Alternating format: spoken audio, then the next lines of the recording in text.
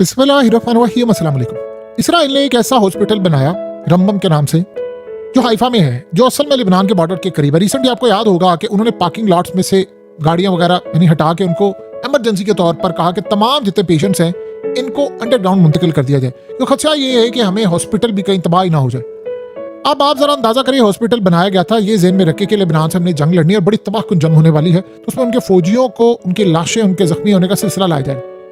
आज इजराइल पर ऐसा तबाहकुन हमला हुआ है, लिबनान इजराइल के गले पड़ गया है। यह बहुत बड़ा हमला था कि आपकी स्क्रीन पर मनाजिर चल रहे हैं।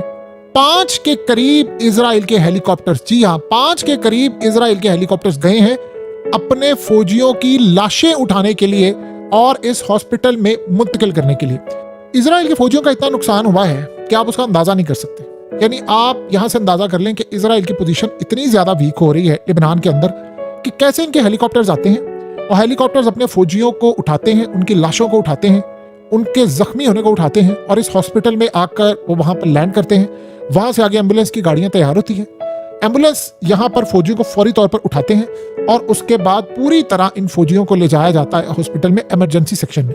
वहां पर डॉक्टर्स भी ऑलरेडी रेडी हैं, वहां पर इनका फौज का स्टाफ पहले से पहुंचा होता है, उनको इन्फॉर्म कर दिया जाता है इतने बंदे मारे गए हैं, इतने लोग हैं, आप तैयार हैं, ऑपरेशन करना है, फलाना करना है, ये करना है, वो करना है। ये जो सूरत हाल है इस वक्त, ये अस्पताल वही है जहां पर आपको याद है कि रिसेंटली इन्होंने जब मूव किया था कि भाई हमले बहुत ज्यादा हो गए थे और आपने पार्किंग लॉट्स के अंदर मुंतकिल कर देना है तमाम मरीजों।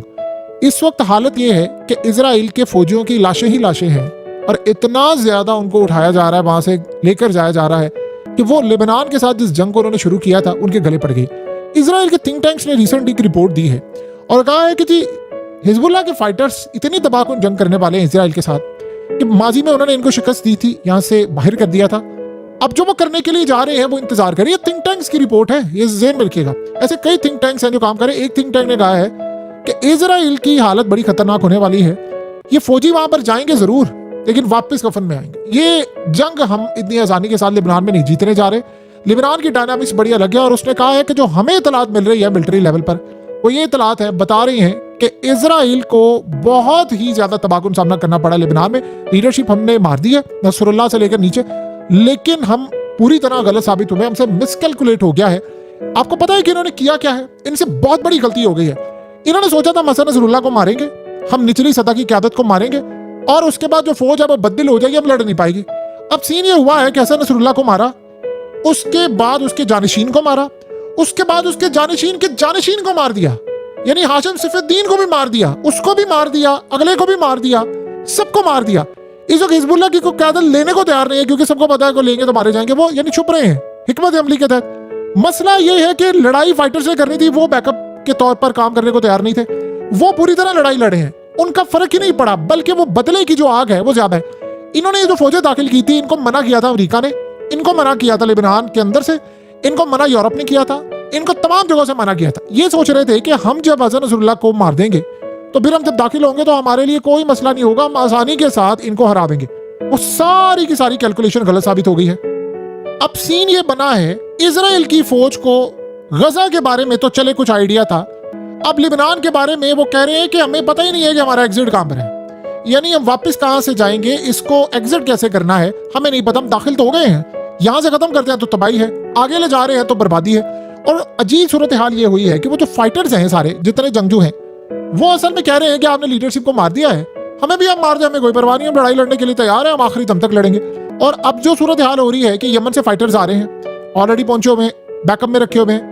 अब रिपोर्ट्स ये आ रही हैं कि ईरान की जानिब से भी तैयारी हो रही है, इलीट कमांडोज उनके वहां पर भेजे जाएंगे क्योंकि इजराइल को मजा उन्होंने चखाना है। अब मसला सारा ये है कि जब ये सूरत हाल होगी तो आप तो नहीं जीतेंगे। वो तो सोच रहे थे कि हम क़यादत को तितर बितर कर देंगे, निचली सतह पर जो फाइटर्स हैं वो असल में वो जो फाइटर्स हैं नीचे जो लड़े इनके जंगजू, उनकी जो क़यादत है वो छोटे लेवल की है, वो ऐसे इंटैक्ट है।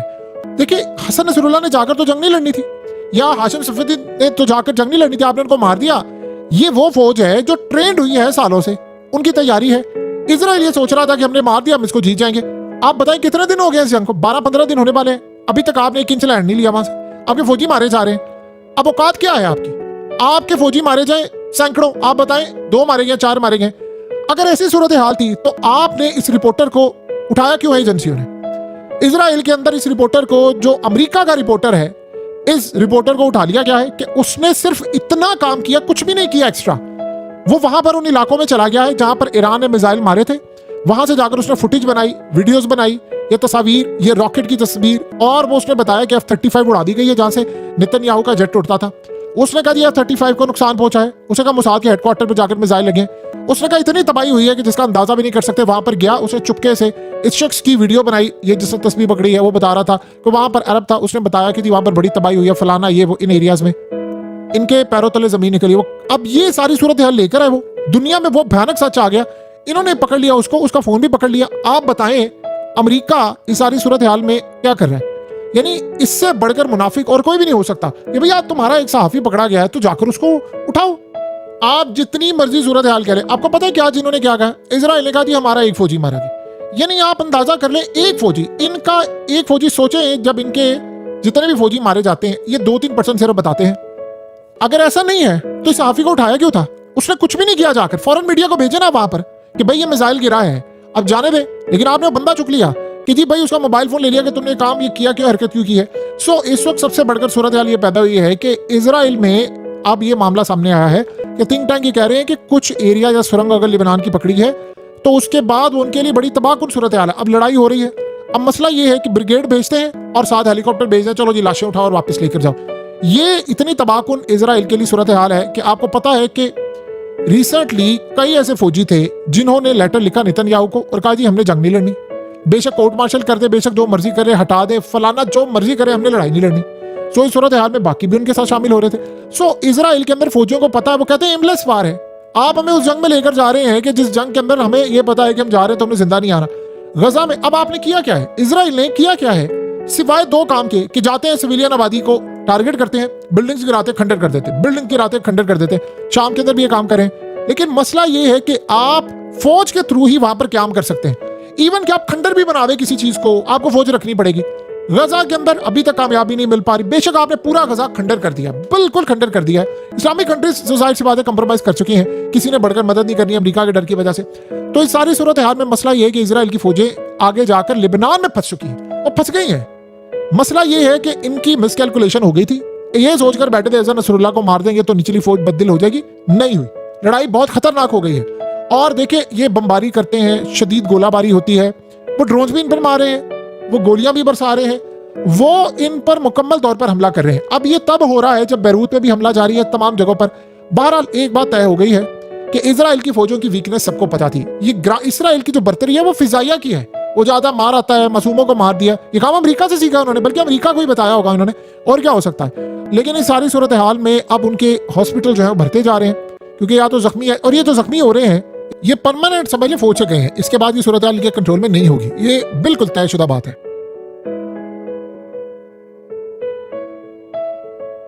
हकीकत टीवी को सब्सक्राइब करना मत भूलें, वीडियो को लाइक करें, शेयर करें और कमेंट सेक्शन में अपनी राय का इजहार जरूर करें।